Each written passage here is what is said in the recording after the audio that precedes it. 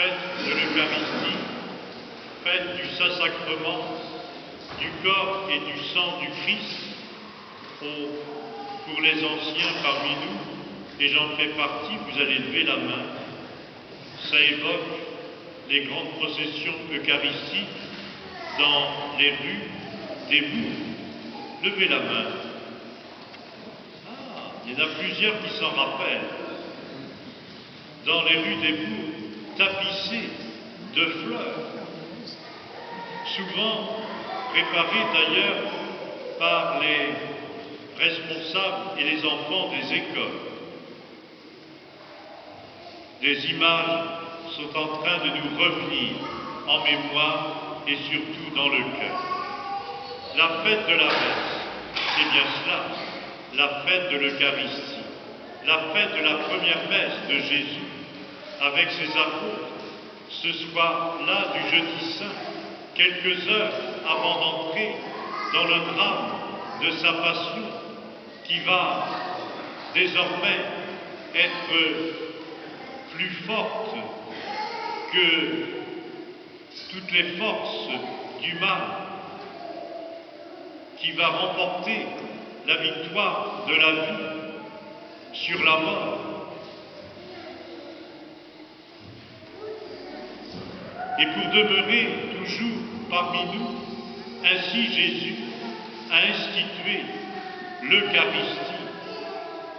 Il a pris ce pain et ce vin, des réalités indispensables à la vie humaine, vous vous rendez compte, pour en faire son corps et son sang, nourriture et boisson pour notre vie spirituelle.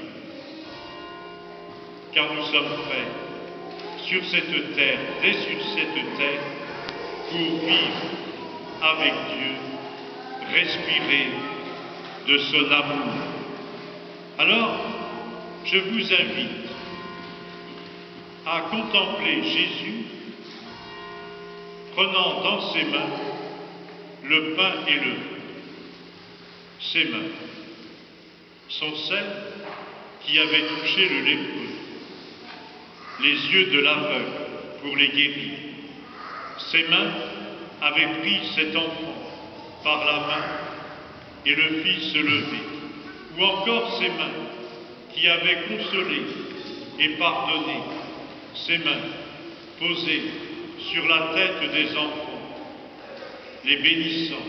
Ces mains-là sont celles du Christ qui maintenant, prenant ce pain et ce vin, fruit de la terre, de la vie, du travail des hommes, ces mains-là vont être dans quelques heures transpercées, clouées sur une croix. En prenant ce pain et ce vin dans ses mains, Jésus prend notre vie et toute la vie de l'humanité entière pour en faire sa propre vie. Ceci est mon corps, ceci est mon sang, donné, livré pour tous les peuples, les habitants de la terre, et personnellement pour chacune et chacun de nous, avec ses joies et ses peines, avec ses fatigues et ses réussites. Jésus nous dit, dans la fête de l'Eucharistie, votre vie, la vie du monde, c'est ma vie. Dimanche, dans 15 jours, le 25 juin, il y aura 2 ordinations de prêtres à la basilique de Saint-Donatien pour le diocèse de Nantes.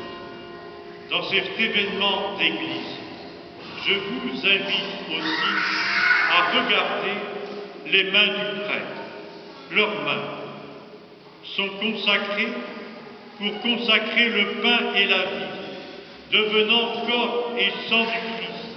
C'est toujours un mystère qui nous dépasse, et d'autant plus le jour de l'ordination.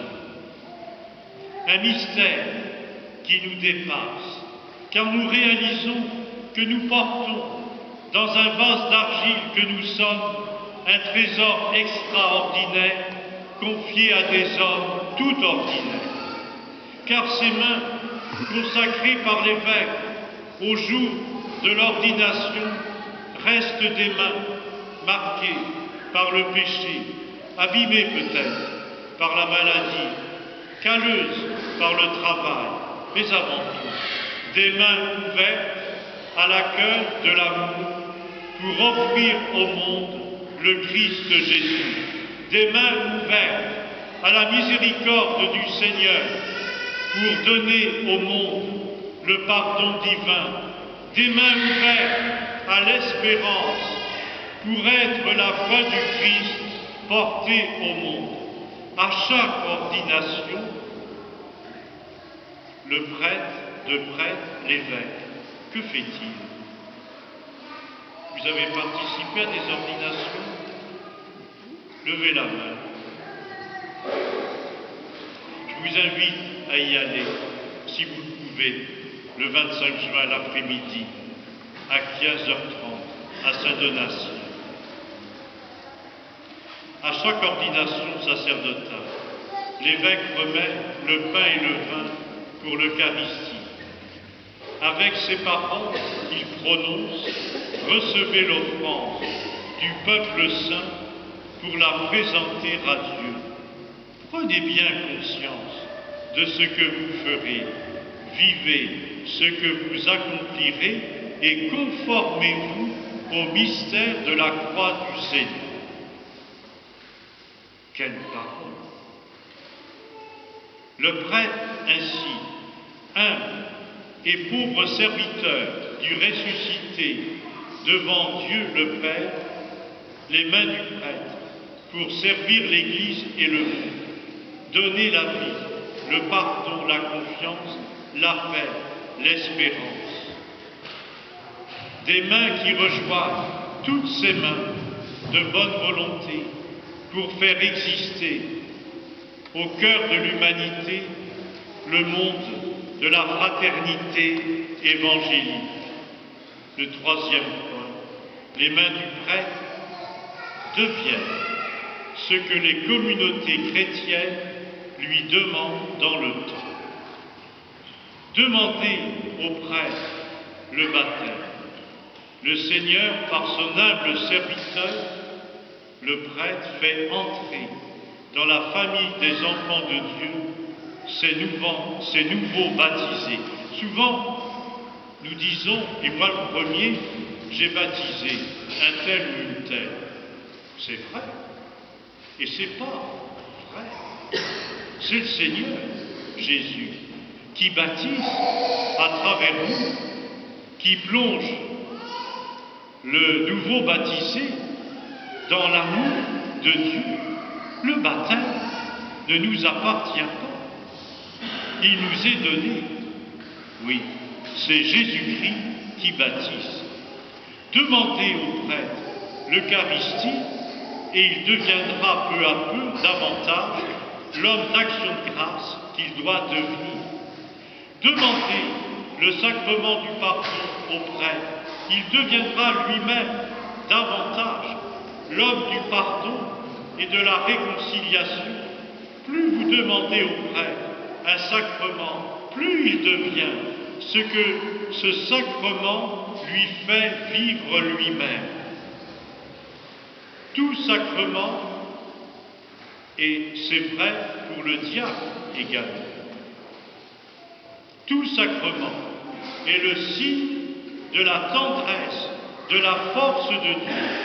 Oui, encore une fois, plus vous demandez au prêtre un sacrement, plus le prêtre, dans son ministère, plus il réalise, il inscrit dans sa vie la vie du Christ pour ceux qui, en lui, la joie de l'Évangile,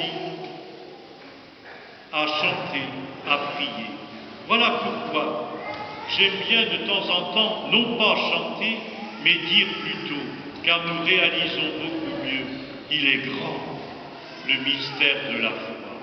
Disons-le ensemble. Oui, frères et sœurs, chers amis, à des hommes tout ordinaires qui n'ont rien revendiqué, mais seulement écouté, cherché à cultiver la foi du Christ en eux, non seulement seuls, mais avec d'autres, en Église, à ces gens-là, le Christ Jésus confie une mission extraordinaire. J'espère, et il est fort possible, que dans 10 ans, ou dans 20 ans, il y ait dans cette assemblée le prêtre, le diacre de demain. Qu'il y ait dans cette assemblée le prêtre, le diacre ou la vie consacrée, religieuse. Vous vous souvenez de ces lettres de première communion dont je vous ai parlé? Plusieurs d'entre elles se terminaient ainsi: priez pour moi, je prie pour vous. Paroles faisant écho aux paroles du pape François, qui se remet d'une opération qui est en convalescence. Que disait-il au soir de son élection? Priez pour moi, je prie pour vous. Eh bien, frères et sœurs, en disant ces paroles, priez pour moi, je prie pour vous, il me semble que tout est dit dans ces paroles qui sont avant tout une prière.